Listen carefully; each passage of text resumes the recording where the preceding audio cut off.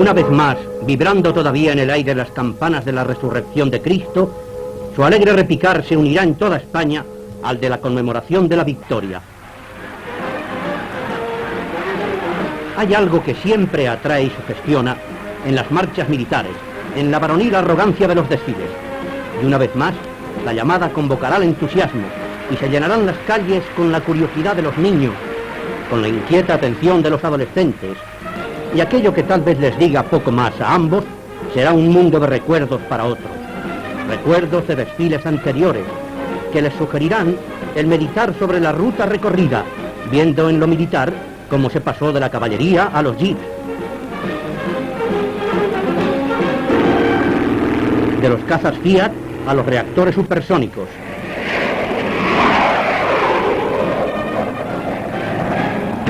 de los tanques rusos capturados en la lucha al material pesado actual.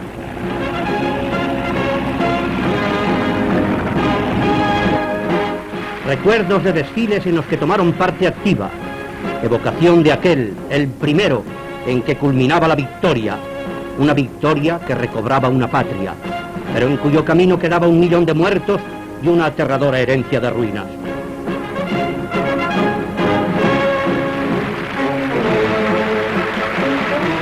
Y hoy son ya los hijos de aquellos hombres los que ante nosotros cruzan. Han pasado 22 años. Su pisar es recio, que de raza les viene. Nada detiene ni impide su marcha. Pero conviene que nadie olvide que no fue fácil allanar la senda. Como final de la más sangrienta de nuestras guerras civiles, España entera escucha emocionada la lectura de este parte oficial. En el día de hoy, cautivo y desarmado el Ejército Rojo, han alcanzado las tropas nacionales sus últimos objetivos militares. La guerra ha terminado. Era el final de la más terrible de las guerras civiles españolas hasta llegar al laconismo militar de ese parte. Pero los españoles, tantas veces empeñados en luchas fratricidas, olvidaron su destino histórico, malgastando sus energías en destruirse.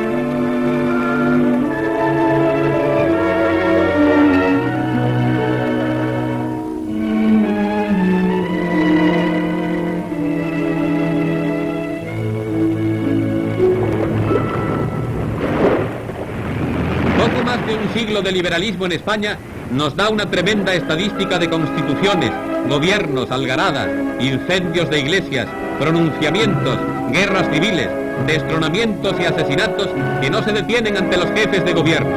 El del general Prim, Cánovas del Castillo, don Eduardo Dato, don José Canalejas, de cuyo entierro son estas escenas.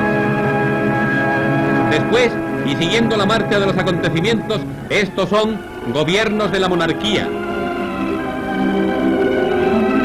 El general Primo de Rivera.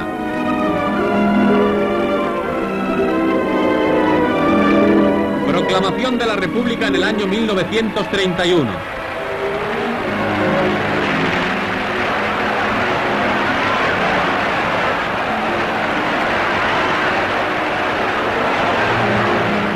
El rey Alfonso XIII desembarca camino del destierro.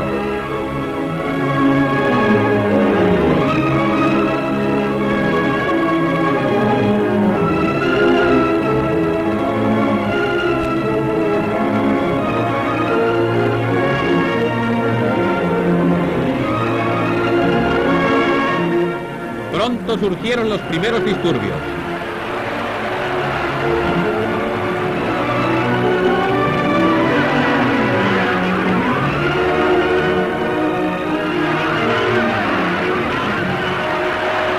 Incendio de iglesias y conventos del 11 de mayo.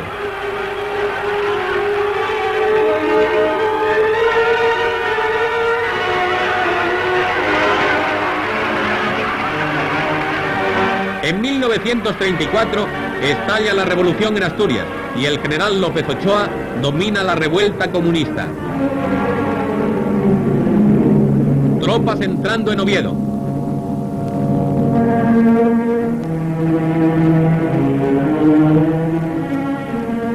Los antecedentes inmediatos al 18 de julio se precipitan.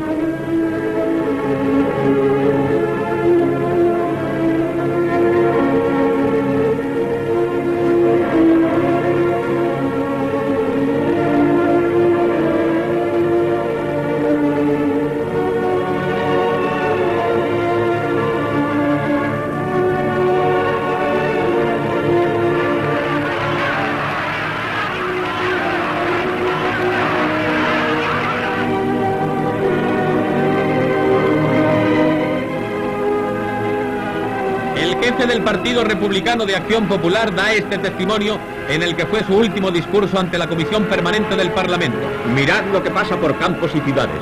Desde el 16 de junio al 13 de julio se han cometido en España los siguientes actos de violencia, habiendo de tener en cuenta los señores diputados que esta estadística no se refiere nada más que a hechos plenamente comprobados.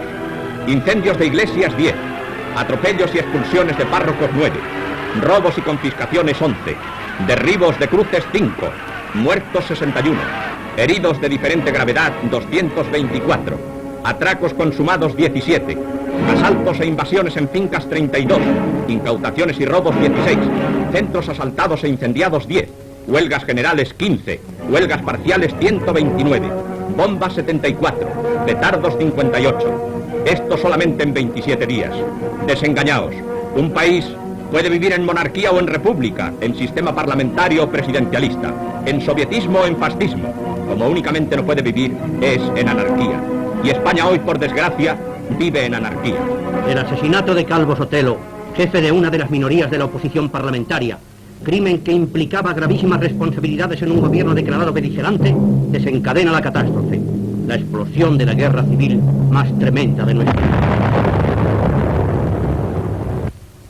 Nuestra patria había ido deslizándose por una trágica pendiente hasta poner en entredicho su propio ser o no ser como nación civilizada. Las maniobras de Llano Amarillo dieron la ocasión. El ejército de África, lleno de espíritu, con magnífica oficialidad, da el grito y augura en principio el éxito de la empresa.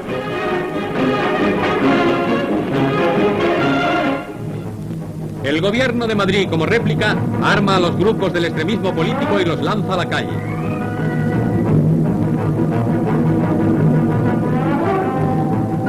Aspecto de Barcelona tomado por los servicios anarquistas de propaganda, que como documento real de los primeros días del movimiento en aquella ciudad, tiene un valor inapreciable.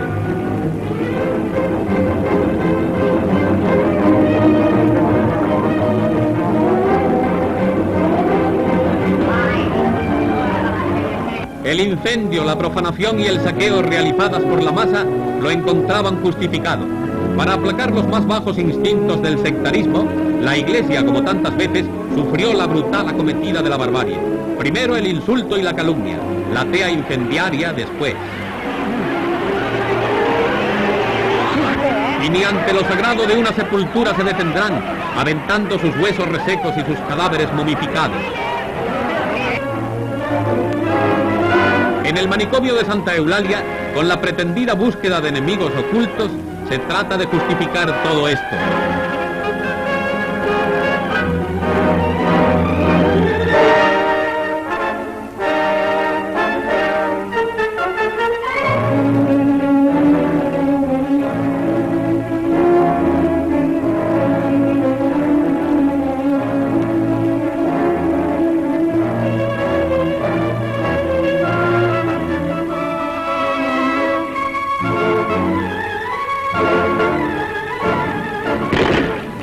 Asalto al cuartel de la Montaña en Madrid.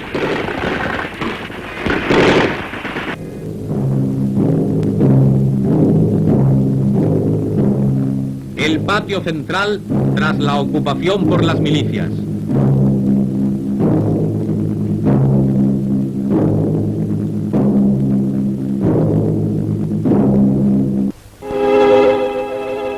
Toma de Alcalá de Henares. La iglesia magistral fue incendiada y en su interior quedó destruido el sepulcro del cardenal Cisneros. Al fondo, iglesia de Santa María, donde fue bautizado Cervantes y que también fue profanada.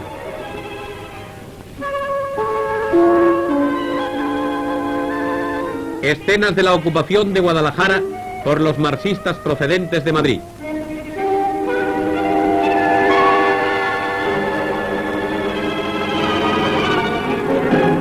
Primeros momentos del alzamiento en las capitales de Castilla la Vieja.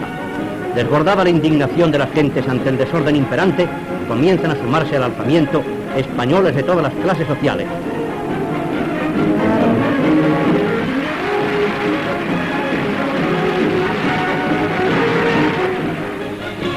Pamplona se alzó en armas a las órdenes del general Mola.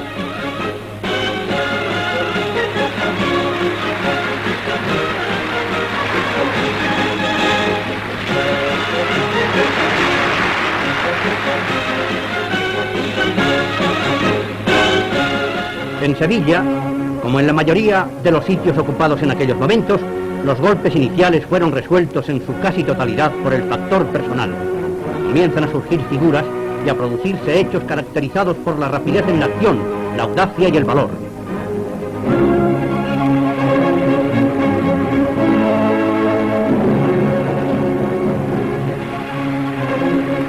Aún hoy es increíble cómo logró adueñarse de la capital andaluza el general Queipo de Llano.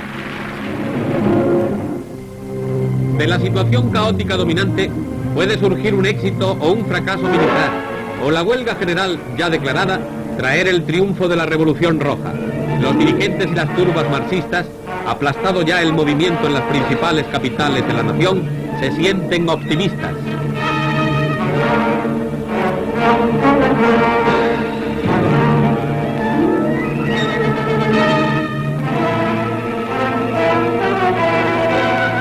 Su prensa canta victorias. Recontados sus medios y posibilidades, aquello durará poco. Ni unos ni otros sospecharon el alcance y magnitud de lo que empezaba. Una simple mirada en el mapa a las posiciones ocupadas por ambos contendientes en julio del 36 muestra una situación nada optimista para los tan solo vencedores en sectores casi exclusivamente agrícolas. Por el contrario, dueño de la situación el bando que desde el principio tiene a gala llamarse rojo, en los grandes núcleos urbanos de Madrid, Valencia y Barcelona, moviliza a fondo sus posibilidades.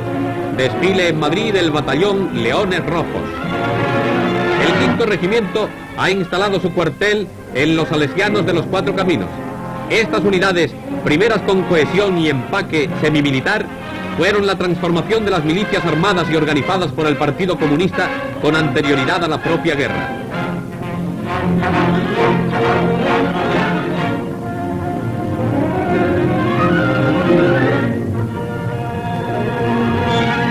Salida de las columnas marxistas desde Madrid a los pasos del Guadarrama.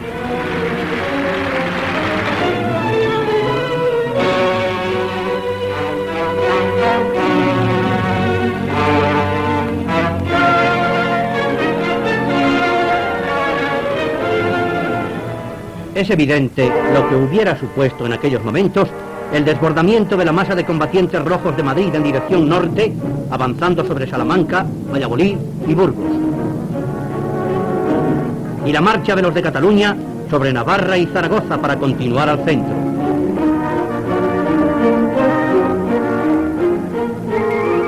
Lo impidieron el heroísmo del Alto del León y Somosierra en un lado, Huesca, la Sierra de Alcubierre, Belchite y Teruel en el otro.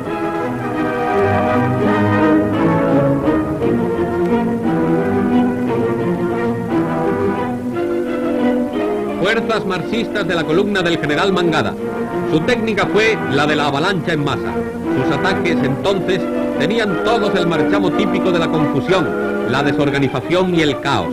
Más que guerra, seguían un plan revolucionario y de gentes lanzadas al campo en merodeo, especie de romería sangrienta en la que no faltaba ningún detalle.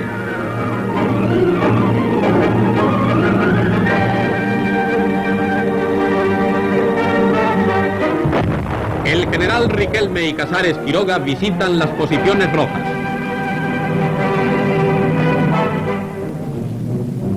Frente a ellos, el grupo esforzado de los hermanos Miralles junto a Buitrago, Requetés y falangistas de Castilla, los de Onésimo Redondo, en el que pronto se llamaría ya no del León, sino de los Leones, aguantando, descolgándose y atacando en los riscos a pecho descubierto.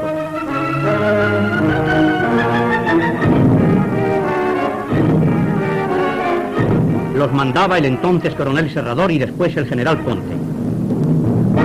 Aragón.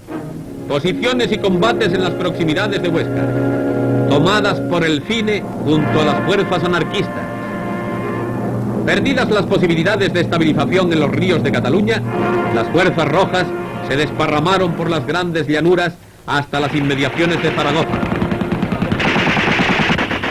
Elementos de la columna Ascaso.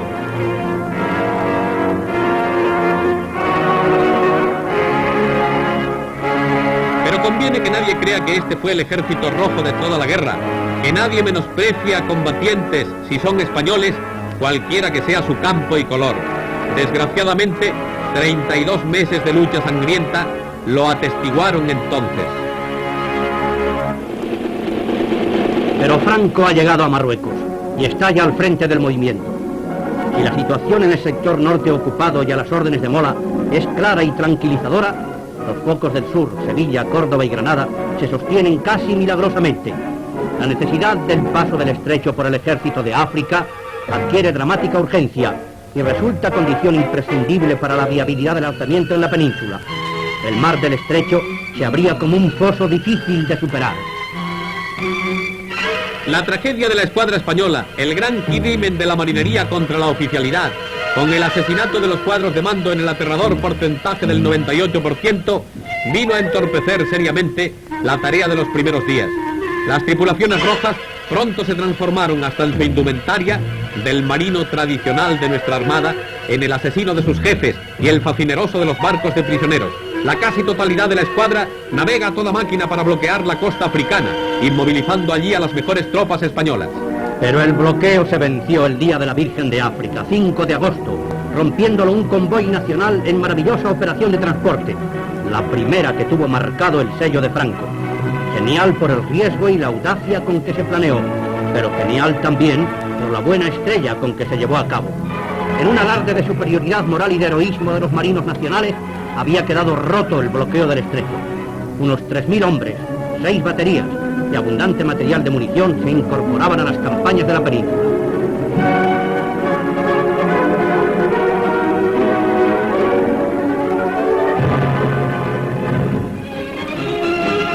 Partiendo de Sevilla, las vanguardias del comandante Castejón inician el avance en dirección a Extremadura. Sobre el triángulo Cáceres, Mérida y Badajoz tratan de unirse al par que ocupan la totalidad de la frontera con Portugal los hombres del norte que manda Mola y el que llamaremos Ejército del Sur a las órdenes de Franco.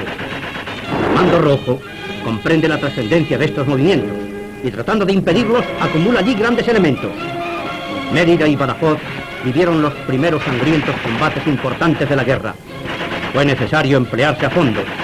Fue aquel asalto fabuloso en la puerta de la Trinidad de Badajoz por la 16 Compañía de la... También demostraron gran valor en los otros frentes las aún embrionarias brigadas navarras, ocupadas casi en las mismas fechas en la conquista de Irún y San Sebastián, alcanzando así el Cantábrico y la frontera francesa.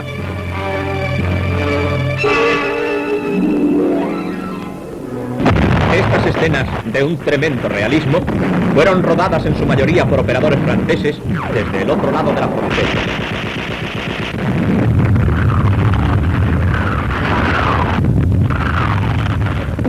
Al fondo Irún ardiendo, mientras se combate encarnizadamente a lo largo de la línea fronteriza.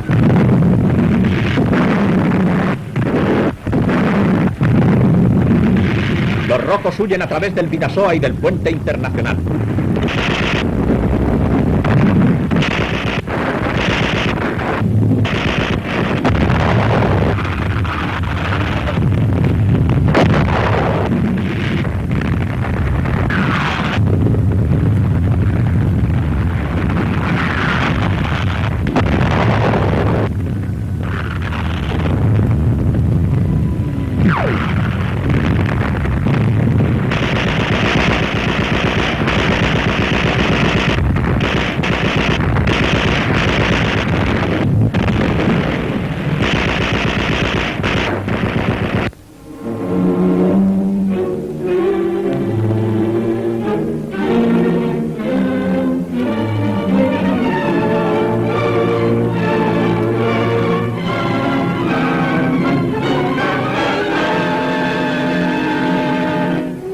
Hecha la conjunción norte-sur, la legión avanza sobre Madrid.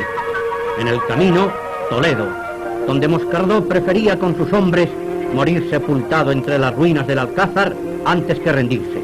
Fue el episodio cumbre, no superado en el curso de la guerra.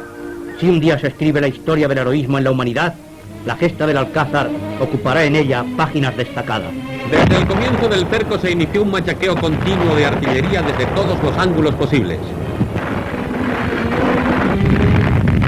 El edificio fue cayendo a pedazos por el intensísimo bombardeo. Cañones con emplazamiento inmediato efectuaron más de 10.000 disparos.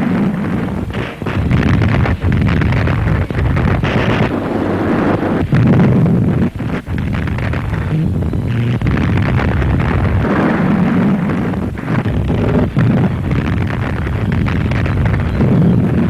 Los sitiadores superaban los 10.000 hombres. Los refugiados dentro del Alcázar eran 1.100 combatientes, 520 mujeres y 50 niños. Aplastarlos era cuestión de prestigio para el mando rojo. Los dinamiteros inician las minas, preparando voladuras.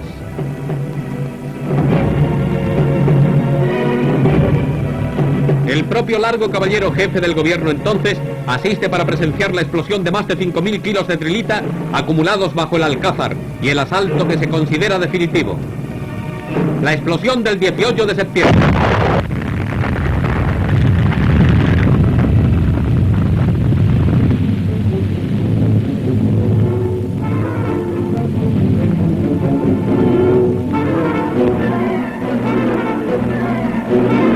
El intento de penetrar fracasa. La heroica defensa sigue entre los escombros. El 21 caería derrumbado el último de los torreones, pero el 25 los sitiadores hubieron de hacer frente ya a las fuerzas que al mando del general Varela avanzaban desde Extremadura.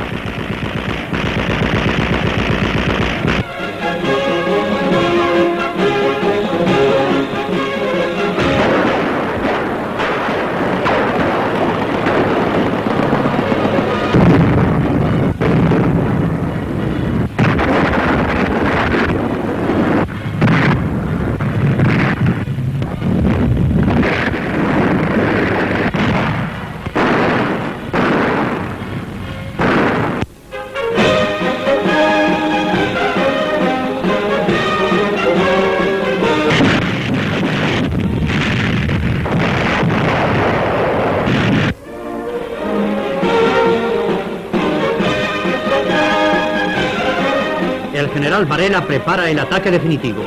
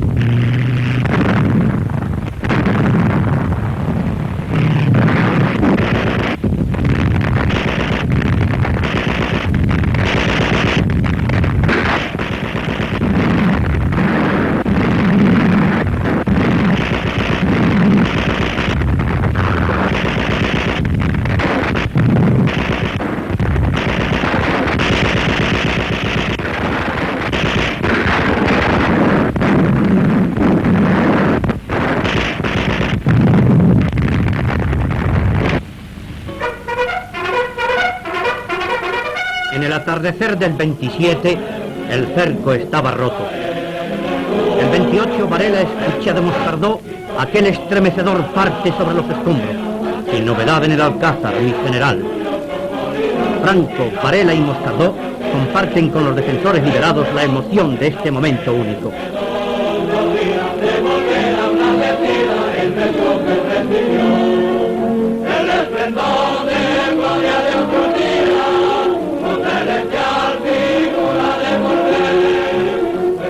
Este fue el balance. Días de asedio, 72. Muertos, 82. Heridos, 580. Desaparecidos, 57.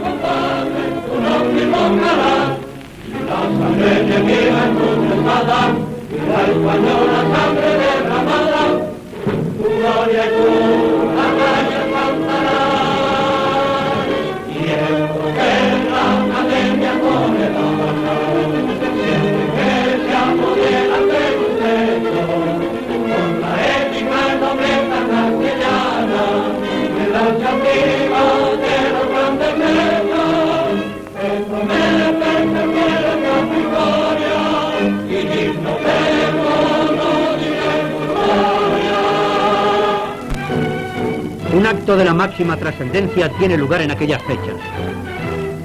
El general Francisco Franco es nombrado jefe del movimiento y generalísimo de los ejércitos. Es el día 1 de octubre de 1936. Todas las miradas están fijas en Madrid. La ocupación de la capital se considera resolutiva, pero España es baza demasiado importante en el planteamiento total de la revolución comunista mundial para desatenderla. Rusia tiene ya allí su embajador en la persona de Moisés Rosenberg. Los frentes populares se emplearon a fondo en una campaña de agitación reclamando ayuda, y llegaron los hombres. Las filiales soviéticas, que son los centros comunistas de todo el mundo, enviaron a España cargamentos de las gentes más diversas. André Marty, diputado comunista francés, fue designado jefe supremo y representante de la organización soviética. En las brigadas internacionales se encuadraron desde idealistas puros a criminales escapados de la justicia, y mezclados con ellos logreros y vividores que buscaban ganancias en el río revuelto de una guerra. Acuartelamiento y formación de algunas de las primeras fuerzas de este tipo.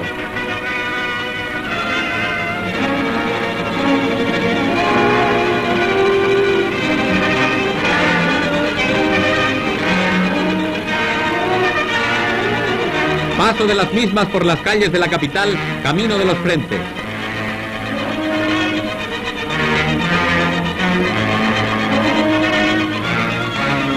La llegada de todo género de ayuda se multiplica.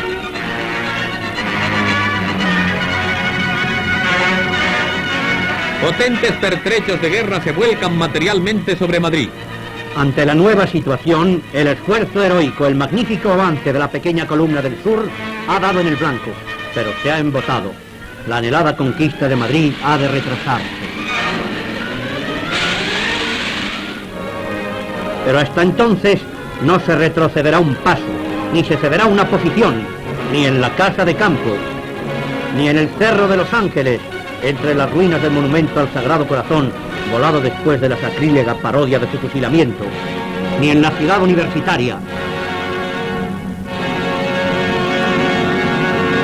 Por parte roja de las represalias.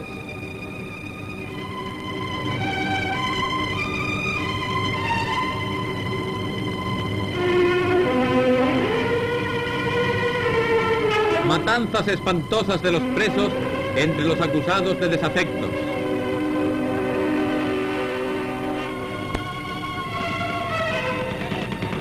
El 20 de noviembre en Alicante, José Antonio daría a todos el ejemplo de su muerte. En su testamento, su mejor deseo. Quiera Dios que mi sangre sea la última que se derrame en España en guerras civiles. Con el dolor de la sangre, el dolor de las destrucciones.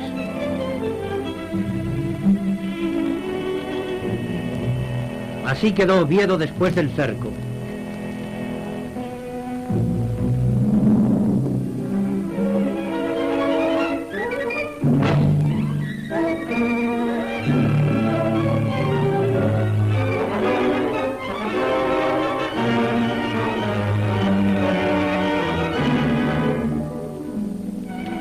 La gesta de la capital de Asturias bordeó lo increíble.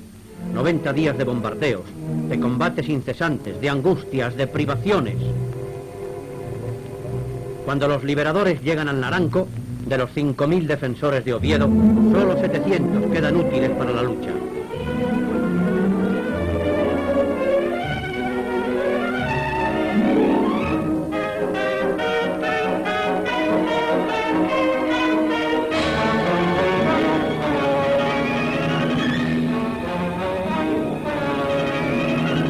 Sobrecogen las ruinas, sobrecoge el ciego furor que dio pie a ellas, y duele en el alma la rabia entre hermanos que arrasa sus propios pueblos y ciega sus propias fuentes de riqueza. Duele también la saña que destroza las vidrieras de una catedral.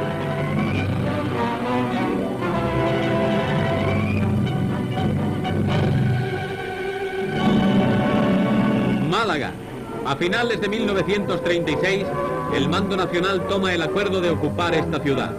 Semicercada por el Ejército del Sur, con posiciones situadas en Ronda y Antequera, las operaciones comienzan en los primeros días de enero del 37. El frente se rompe. La Escuadra Nacional, a la que han ido incorporándose unidades, es dueña absoluta del mar y apoya eficazmente los combates de tierra.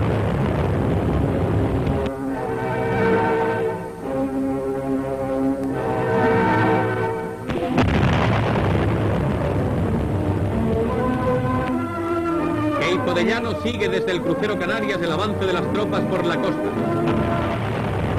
Puesto de mando del general Borbón.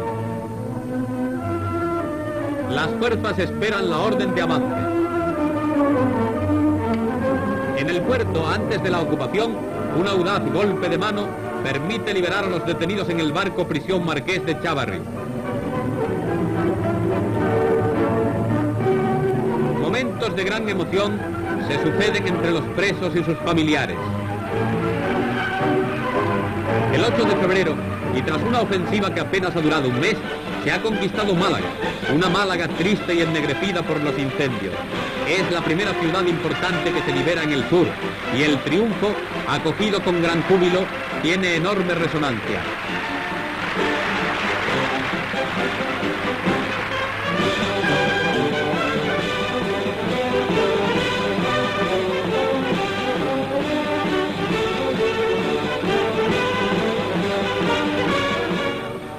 Santa María de la Cabeza.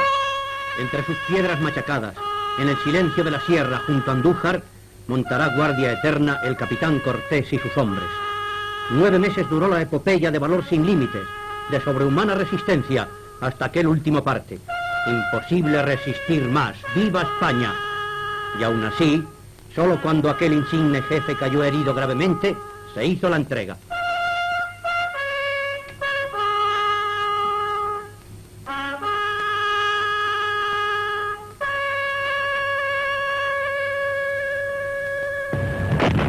Comienza una de las grandes etapas de la guerra. Mola proyecta conquistar el norte, Vizcaya, Santander y Asturias en poder de los rojos. Pronto van cayendo los pueblos y nada ni nadie detendrá el avance.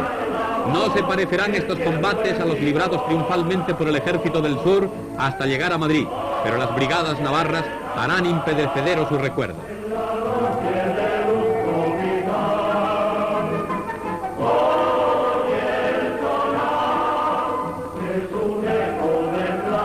La ofensiva se planteó en 3 etapas: el asalto a los montes que rodean Bilbao, la rotura del llamado Cinturón de Hierro y la ocupación de la ciudad. Todas se cumplieron de un modo inexorable.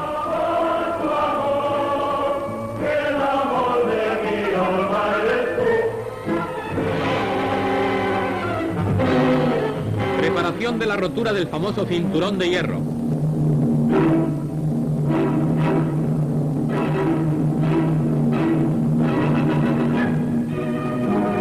Entra en acción la artillería de todos los calibres.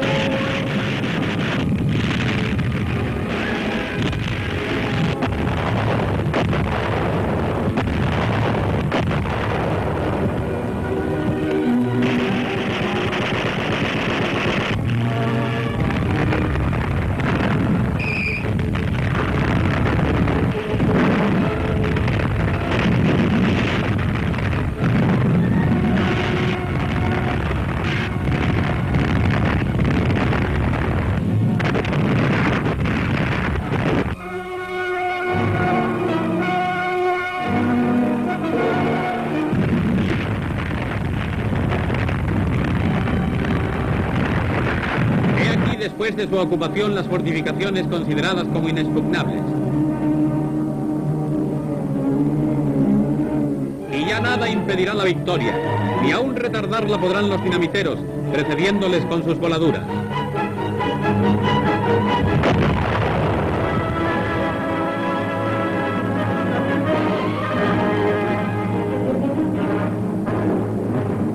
Solo la enturbiará una noticia triste. El alzamiento ha perdido a una de sus primeras figuras. Mola ha muerto en accidente de aviación.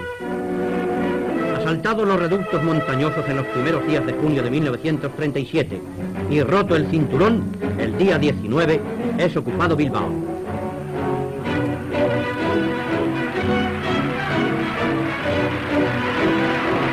Momento de izarse la bandera nacional en la capital de Vizcaya.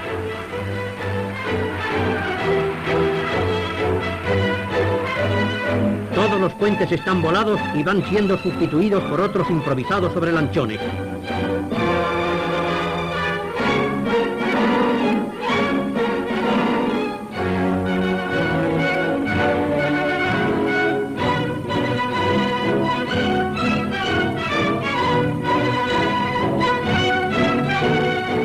acude en ayuda de la población hambrienta.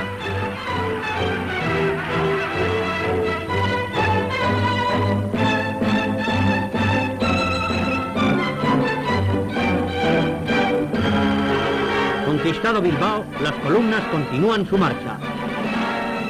Pero... Perfectamente planteada por los rojos, la batalla de Brunete pretendió hundir totalmente los frentes del centro, rompiéndolos y cogiéndolos por la espalda. El gobierno de Madrid, al darse cuenta de la gravísima situación del norte, trata de salvar Santander y Asturias, ya que no ha podido impedir la pérdida de Vizcaya. Después de una acumulación de hombres y material desconocido hasta entonces, lanzan los rojos un violentísimo ataque por sorpresa contra unas simples unidades de cobertura. Las líneas avanzadas están rotas y las pequeñas guarniciones superan todo lo conocido en heroísmo, resistiendo y muriendo en lucha de uno contra 100. La situación es delicada.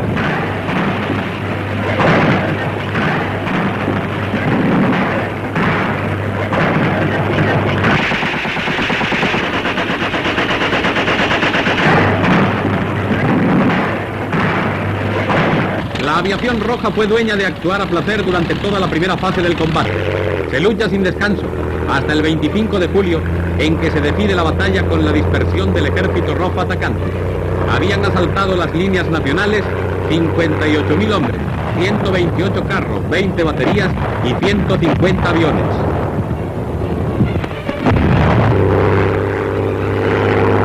Así quedaron Brunete y los pueblos del sector.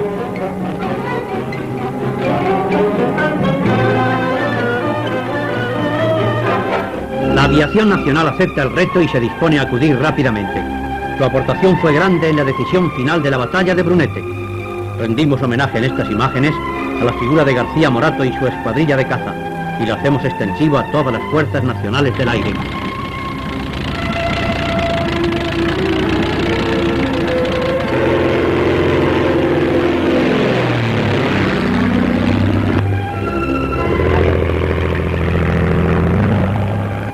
No se hundió el frente de Madrid. Ahí están, en la Universitaria, los soldados de Franco, clavados en ese costado de la gran urbe.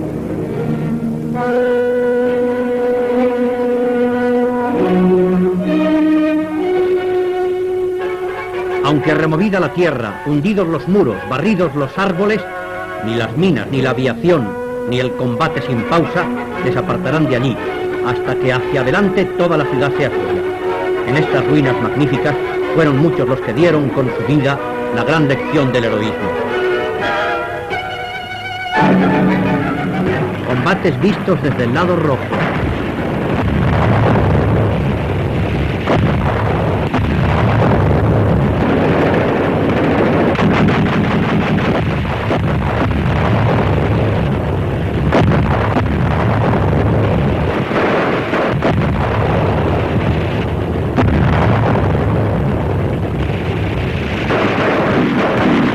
Posiciones nacionales junto al Hospital Clínico.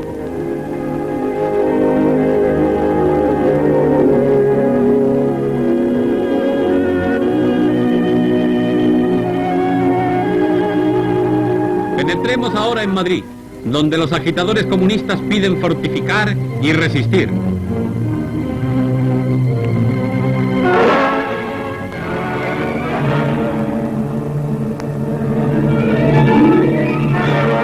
¿Quién reconoce la fuente de las Cibeles?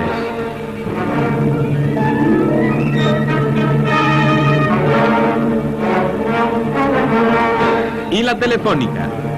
Hay que impedir la invasión, dicen, pero Madrid está invadido ya. El comunismo es dueño de sus calles y plazas.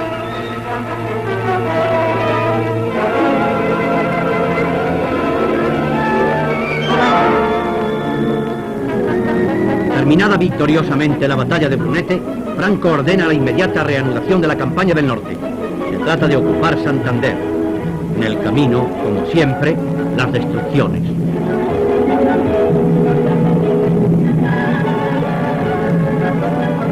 El ejército se cruza ahora también con las columnas de prisioneros.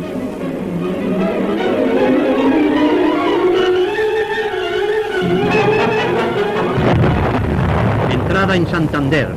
Fue el 26 de agosto de 1937.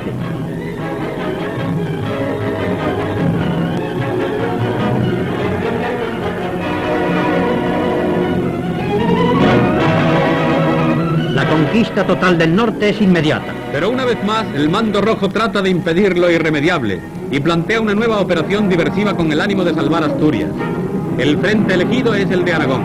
Con 80.000 hombres, 200 aviones, más de 100 carros y 40 baterías, se inicia la batalla.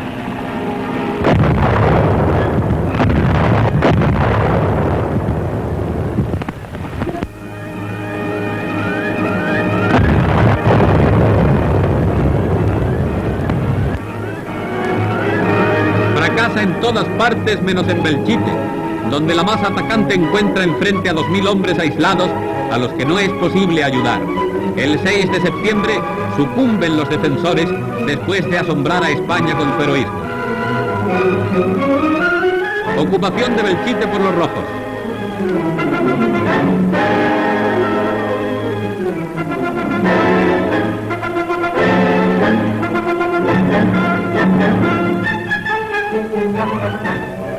Pero no se ha detenido el avance en el norte.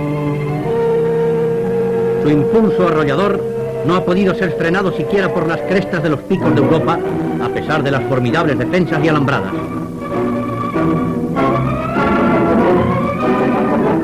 Asistimos a los últimos combates anteriores a la ocupación definitiva de Oviedo.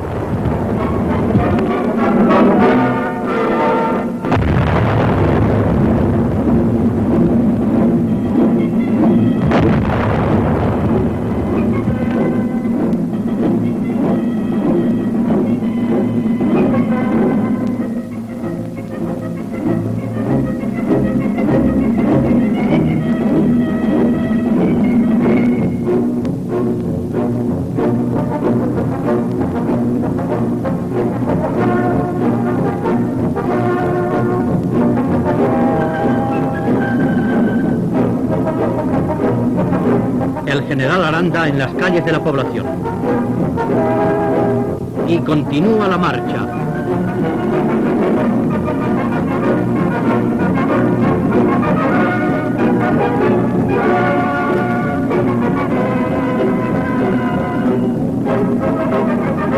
A su paso contemplan en ruinas las aldeas donde se vengó la derrota y se cruzan con los modestos campesinos que regresan con lo poco que salvaron de sus ajuares. Arden los depósitos de combustible en el Gijón ocupado.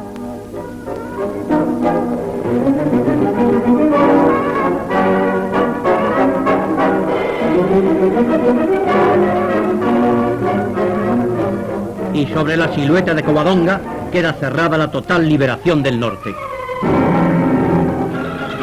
Terminadas victoriosamente las operaciones, la gran masa nacional de maniobra va a lanzarse sobre Madrid, cuando de pronto 100.000 hombres del Ejército Rojo atacan Teruel, que queda aislado.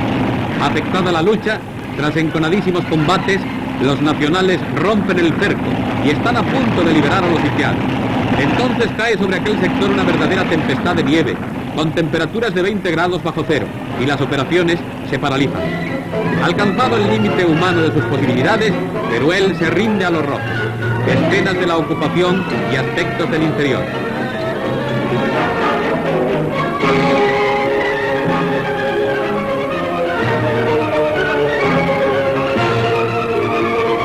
Triste episodio para aquel puñado de héroes de la comandancia y el seminario, verdaderos espectros entre los escombros de las voladuras. Necesitados de éxitos, jalean los rojos su victoria al máximo. Teruel es su gran triunfo y solo tardarán días en perderlo.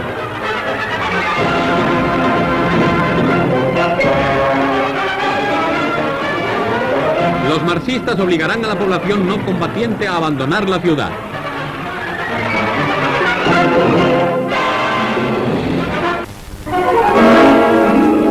Previa a la reconquista de Teruel se dio la batalla de la Alfambra, donde la caballería del general Monasterio consiguió su mejor victoria y los rojos tuvieron uno de sus mayores descalabros. Lanzado el ejército hacia Levante, alcanza el Mediterráneo en Vinarós.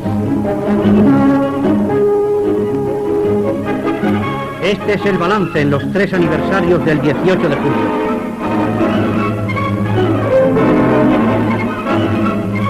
La zona roja ha sido partida en dos.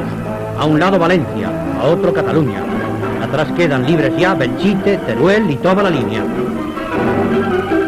Apreció particular dureza la resistencia de Lérida, que hubo que conquistar al asalto.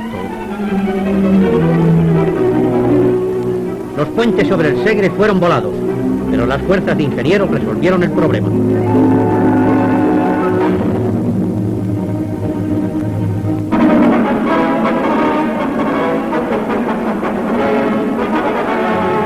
La población fue ocupada el 3 de abril.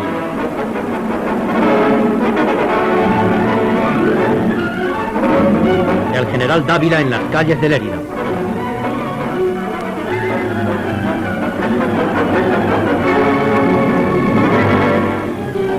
Reanudada la actividad en Levante, se conquista Castellón de la Plana.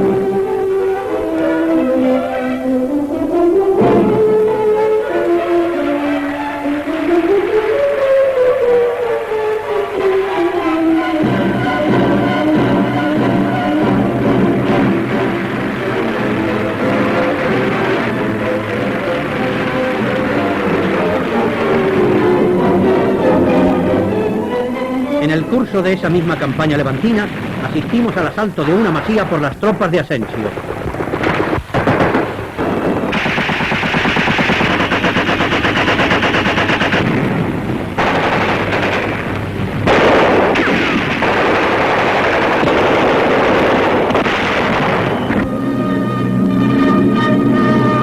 El general Asensio interroga a unos prisioneros.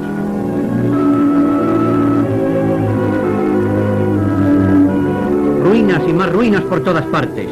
No son los combates, es la saña de la dinamita calcinando lo que se abandona.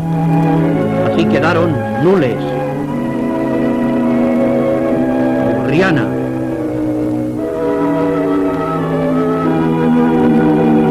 Tortosa,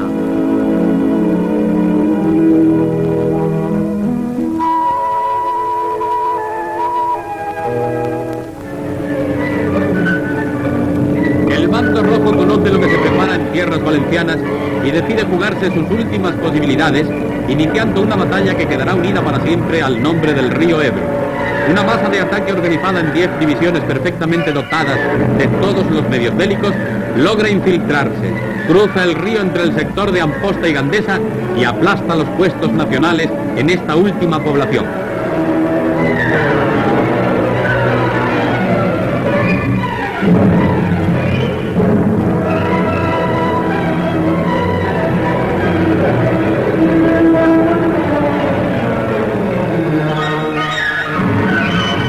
Aquí algunas escenas de la infiltración tomadas en el sector rojo.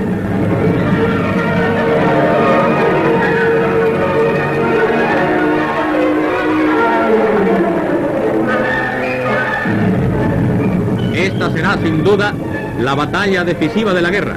Ambos contendientes lanzarán aquí a la lucha la totalidad de sus mejores elementos.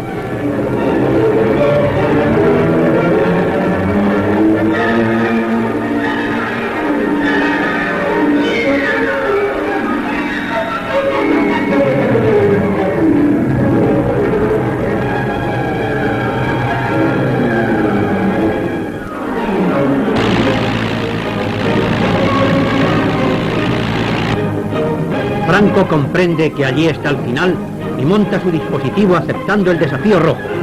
Envía tropas de todas partes y toda la aviación. El tremendo choque durará 115 días, del 25 de julio hasta el 16 de noviembre de 1938. El generalísimo dirigió personalmente la acción.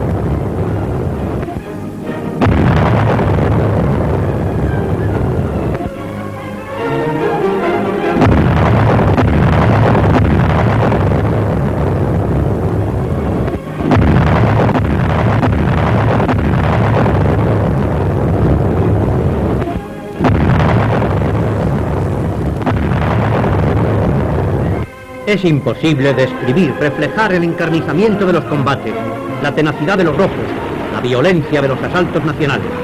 Hubo que combatir como no se había combatido jamás en el curso de la guerra.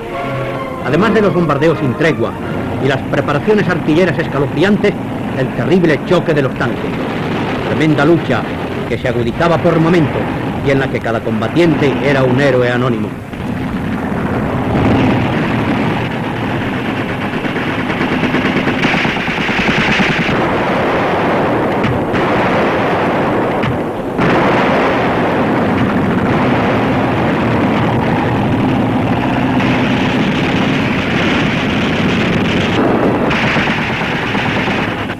Posiciones clave fueron las sierras de Cabals y Pandols.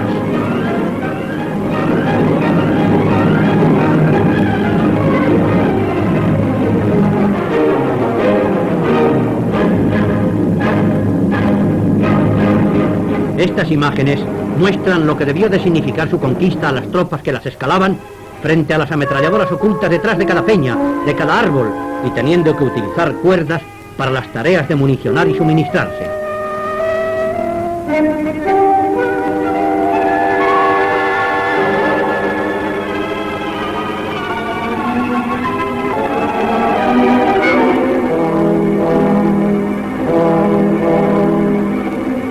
Puesto de mando del general García Baliño. Al final, el Ejército Rojo de Cataluña había sufrido 100.000 bajas, quedando prácticamente destruido.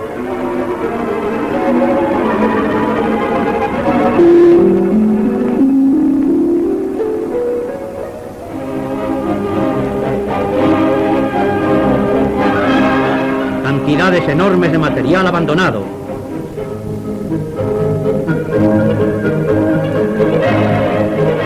Miles y miles de prisioneros en columnas interminables.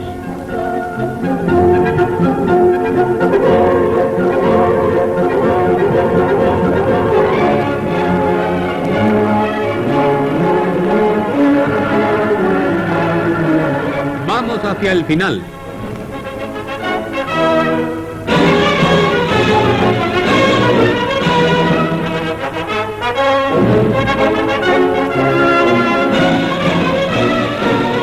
A partir de estos momentos, las marchas nacionales serán fáciles, en algunas ocasiones casi un paseo militar.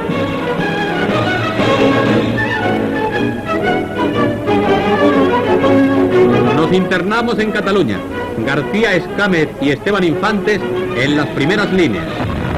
Todo lo que sea prolongar la resistencia será inútil.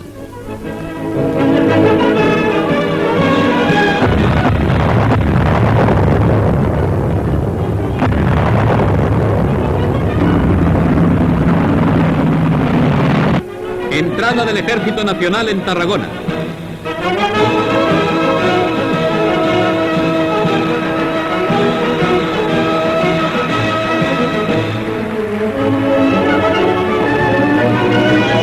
El general Bautista Sánchez va a izar la bandera en el ayuntamiento.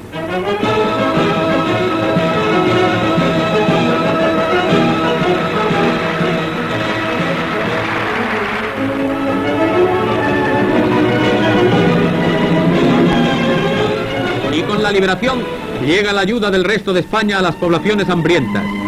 No necesita comentario alguno el dramatismo de estas escenas, que se repiten una y otra vez cuando con los soldados llega auxilio social.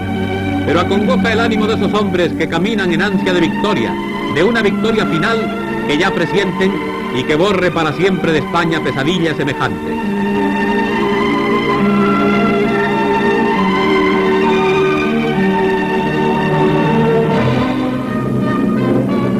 El general Solchaga en el frente de Cataluña, donde van siendo barridos los últimos núcleos de resistencia.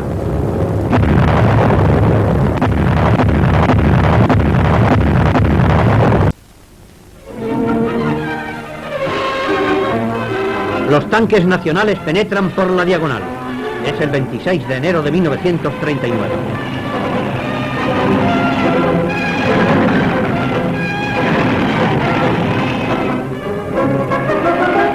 En medio de las aclamaciones de la multitud, hacen su entrada las columnas victoriosas. el general Yagüe y el coronel Barrón en las calles.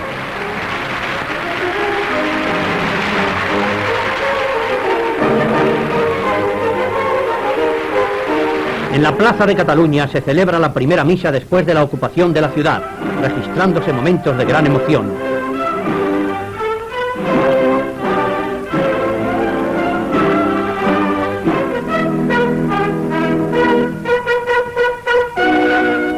Y continúa el avance triunfal hacia la frontera, pero aún habrán de cruzar los soldados Gerona abandonada y ardiendo.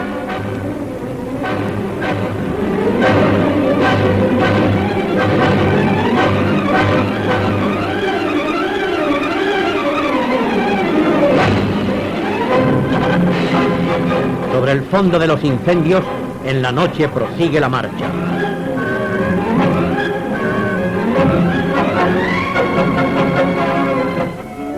Fue esa misma rapidez de las tropas al ocupar el castillo de Figueras la que proporcionó la sorpresa. En los sótanos encontró dispuesto para su envío al extranjero un tesoro que no hubiera imaginado la más desbordante fantasía.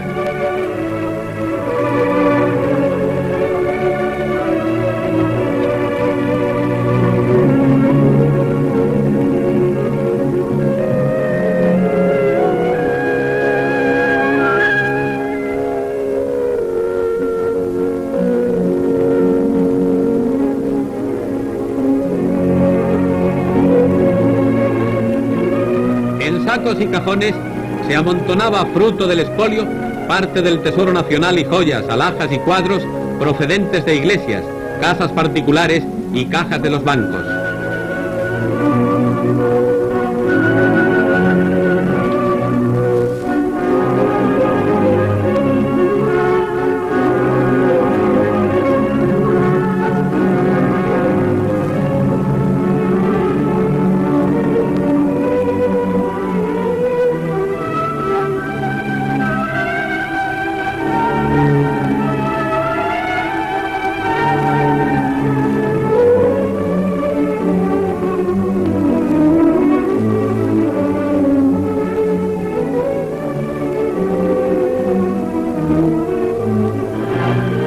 Los restos del ejército rojo derrotado se internan en Francia.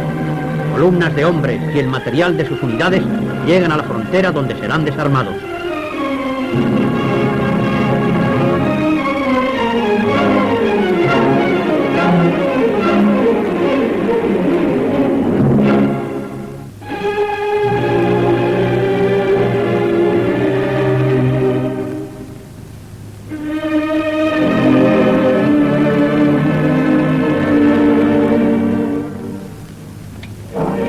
Arrastrándolas en su huida y obligándolas a seguirles, pobres gentes de las comarcas próximas. El doctor Negrín, jefe del gobierno rojo, cruza la frontera.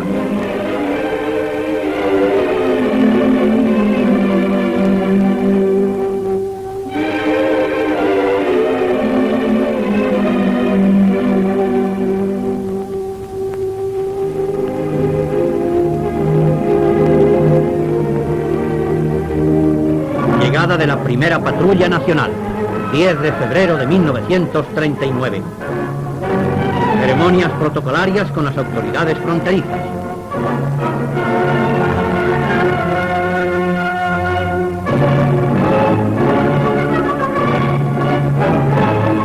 Momento de izarse la bandera nacional española en el puesto más avanzado.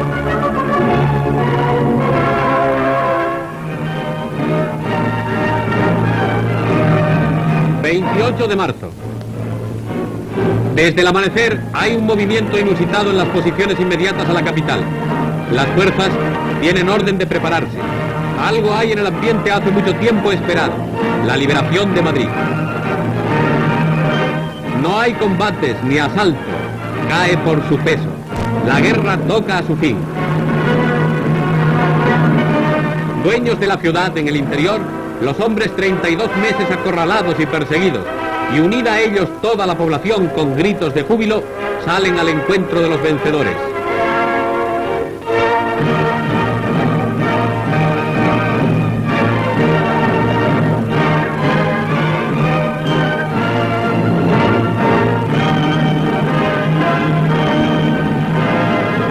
Momento de la rendición Rendición de la Universitaria.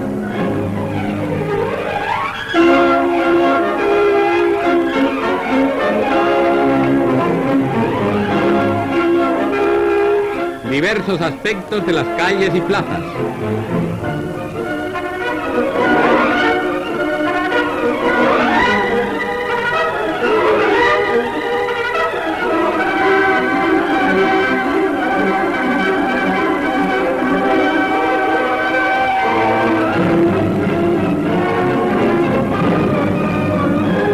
Las primeras fuerzas nacionales entran por la calle de la Princesa.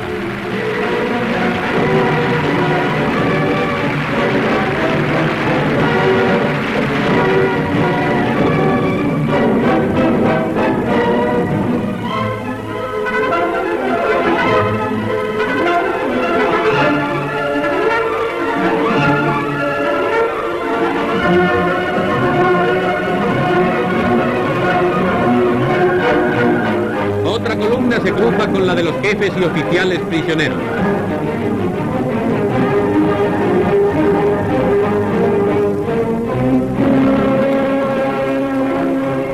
Los chiquillos desentierran la fuente de las Cibeles.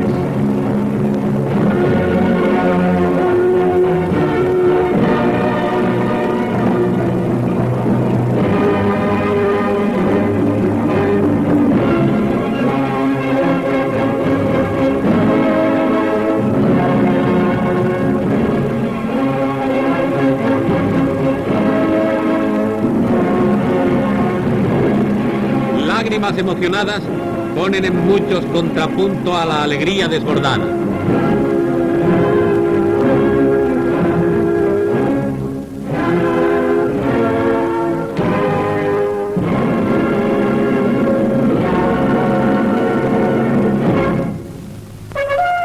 El desfile de la victoria.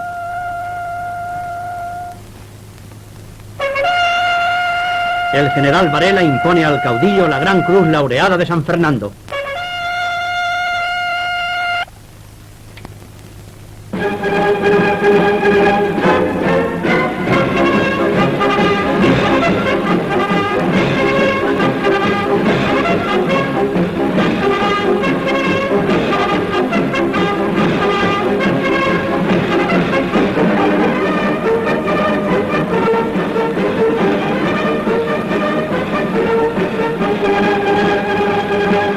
Este fue el camino hasta la paz, doloroso camino en el que quedaron miles de muertos. Esta fue la victoria, victoria total y para todos. Nadie quedó al margen, excluido o desamparado.